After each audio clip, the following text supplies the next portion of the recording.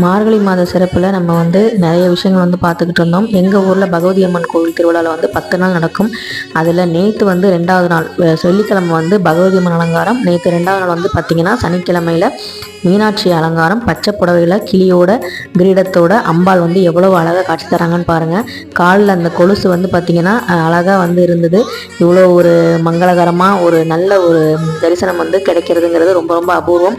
இதை பார்க்குறதுக்காகவே நாங்கள் வருஷத்துக்கு ஒரு தடவை போய் 10 நாளும் வந்து பார்க்கணுங்கிறதுக்காக மாதவிட ஆயிடக்கூடாது, எப்படியாவது பார்த்துடணும் அப்படிங்கிற மாதிரி இருக்கும்.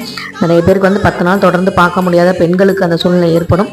அதையும் தாண்டி இந்த வருடம் வந்து நல்லபடியாக வந்து தரிசனம் வந்து காட்டுங்க. அந்த மீனாட்சி அம்பாளுக்கு ரொம்ப ரொம்ப நன்றி. அவங்களோட கால் கொலுசில் அந்த தண்டை, அந்த சலங்கை வச்ச கொலுசை வந்து பாருங்கள். பச்சை புடவையில் எவ்வளோ அழகாக இருக்காங்கன்னா, பச்சைனாலே பார்த்திங்கன்னா நமக்கு வெற்றியை தான் கொடுக்கும். அப்படிப்பட்ட அந்த மீனாட்சி அம்பாவோட ஆசீர்வாதம் நம்ம எல்லாருக்கும் கிடைக்கணும்னு இந்த மார்கழி மாதத்தில் நானும் வேண்டிக்கிறேன்.